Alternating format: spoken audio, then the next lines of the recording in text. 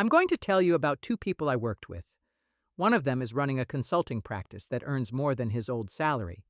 The other one was asked a question in a job interview 6 months ago that she still can't answer. They stood at the same fork. They had the same information. They made different choices. And what separated them wasn't intelligence, or effort, or talent. It was identity. My name is Pam. If you've been watching this channel, you know my story. I spent 22 years building operational systems inside companies that didn't put my name on any of it. I figured that out the hard way. But this video isn't about me. It's about Jake and Rosa, two people I respect deeply, who I watched stand at the exact same crossroads 18 months ago and walk in opposite directions. If you're watching this and wondering which direction you'd walk, take 4 minutes and create your free professional pivot profile. It maps your expertise to income paths where your thinking is the product, not your time. Link is right below this video.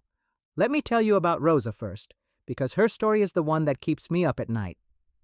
Rosa Delgado spent 20 years in enterprise sales. Not the kind of sales where you cold call a list and hope someone picks up.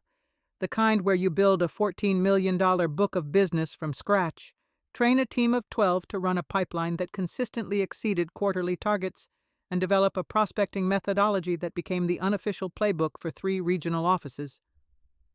President's Club, 3 years running. Client retention rate of 89%, in an industry where 60 is considered excellent. Rosa wasn't just good at her job. Rosa was the benchmark. When new sales directors were hired, they shadowed Rosa.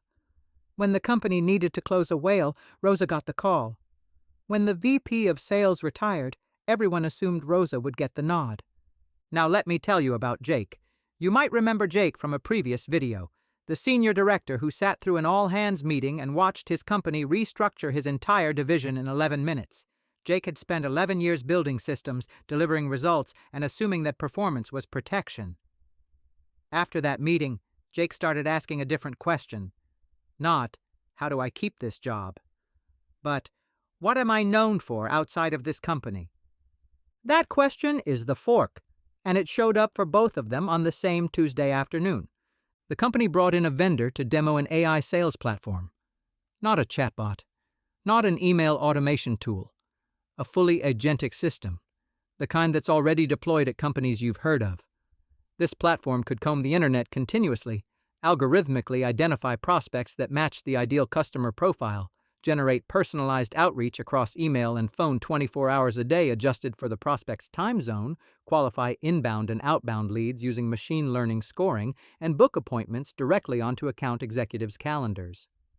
The numbers on the screen were hard to argue with. The AI SDR market hit $4.27 billion in 2025. 22% of B2B sales teams have already fully replaced their human sales development reps with AI agents. The cost per qualified lead, $39 with AI versus $262 with a human SDR. That's an 85% reduction. Rosa and Jake sat in the same room, watched the same demo, saw the same numbers.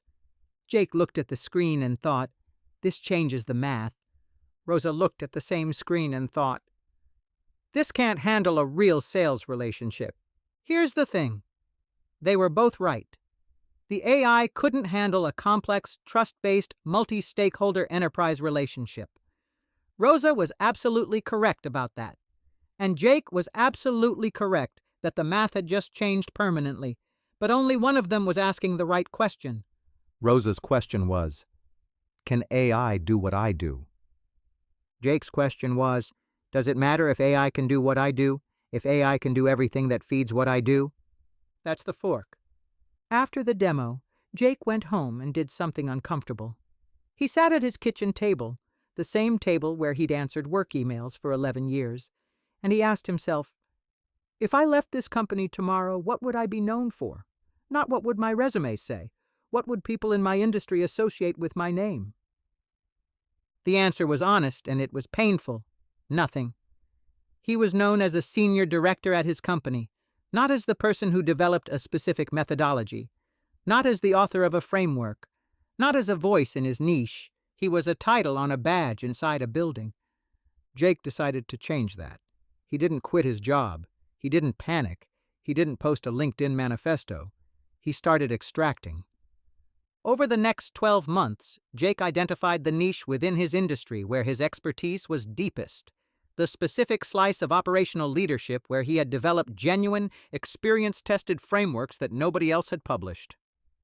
He started writing a LinkedIn article about his decision matrix methodology, then a longer piece breaking down the implementation sequence he'd refined over 11 years, then a method document, structured, branded, publishable.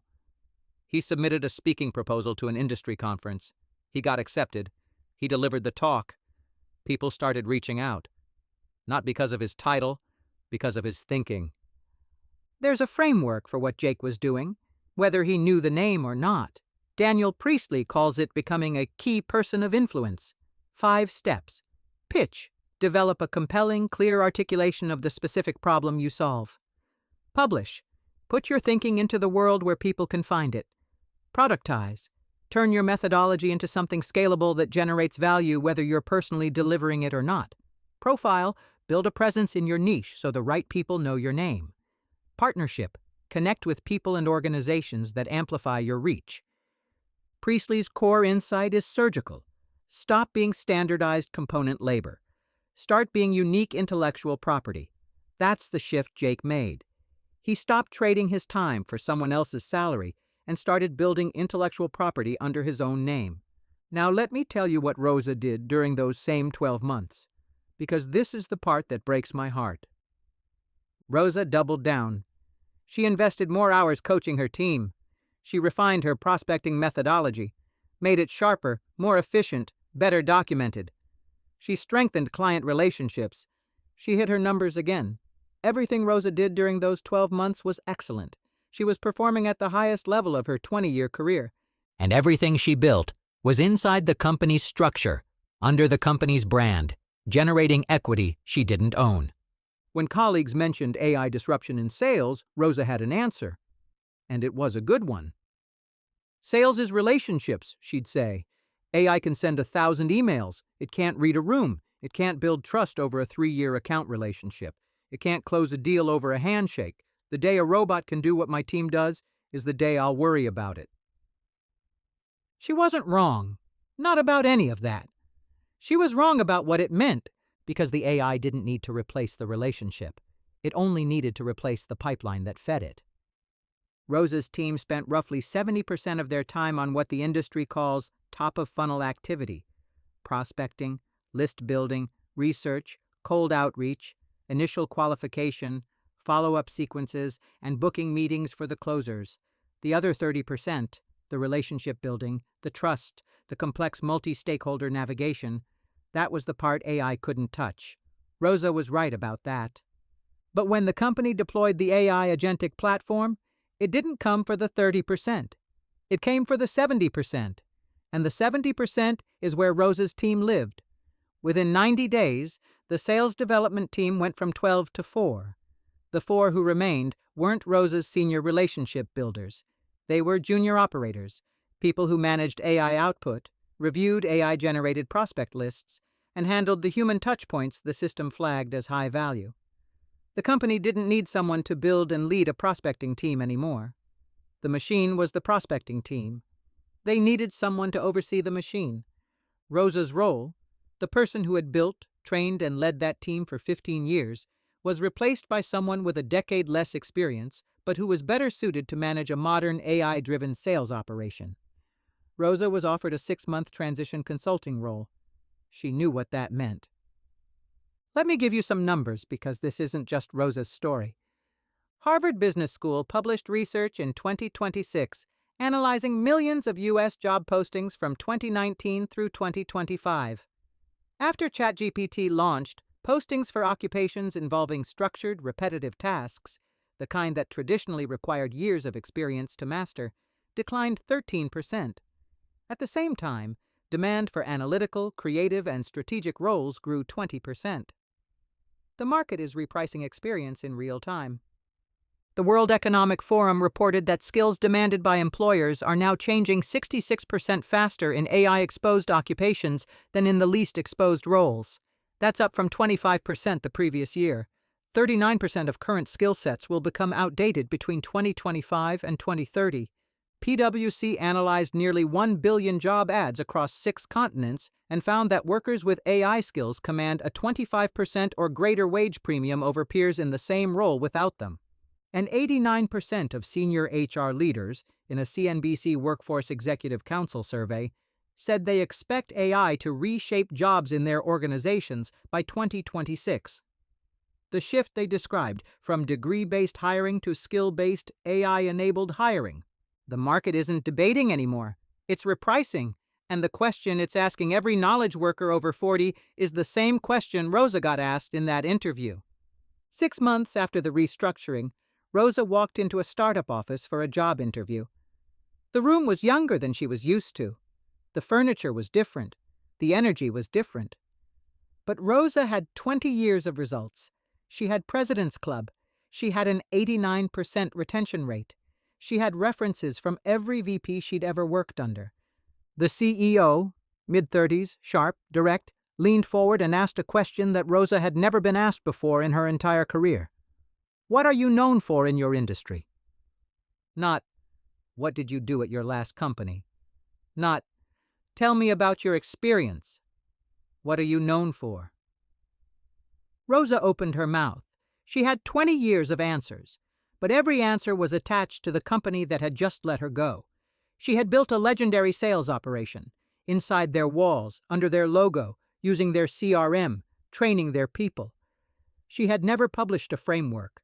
She had never built a personal brand. She had never productized her methodology into something with her name on it. She had a resume full of someone else's brand and a LinkedIn profile that described what she did, not what she knows. The question hung in the air. She still can't answer it. I still talk to Rosa. She's smart. She's talented. She'll figure it out eventually. She always does.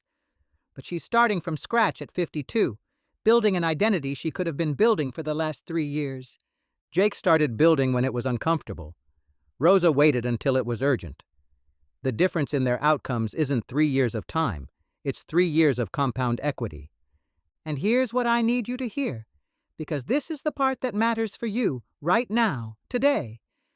The difference between Jake and Rosa wasn't intelligence. Rosa might actually be the smarter of the two. It wasn't effort. Rosa outworked everyone in the building. It wasn't even strategy. It was identity. Jake made the painful, psychologically difficult decision to separate who he was from the title on his badge. He stopped being a senior director at his company and started being the person who developed this framework. That shift is harder than any business plan. It means letting go of the identity that made you successful inside a structure that's changing underneath you. It means admitting that the thing you've been, a title, a role, a position on someone else's org chart, is not the same as the thing you know. Rosa couldn't make that shift, not because she didn't understand the argument. She understood it fine. She couldn't make it because her identity, her sense of who she was professionally, was fused to her corporate role. 20 years of being Rosa, VP of sales at the company, made it psychologically impossible to imagine being Rosa, the person who developed a specific framework that companies pay to implement. The evidence for her old identity was 20 years deep. The evidence for the new one was 0, and human beings don't trade 20 years of proof for 0 years of proof, no matter how compelling the logic. That's why this transition is so hard. It's not a strategy problem. It's an identity problem. And identity problems don't respond to spreadsheets or presentations or even layoff notices. They respond to one thing: building evidence for the new identity before the old one gets taken away. You have a window. 24 to 36 months.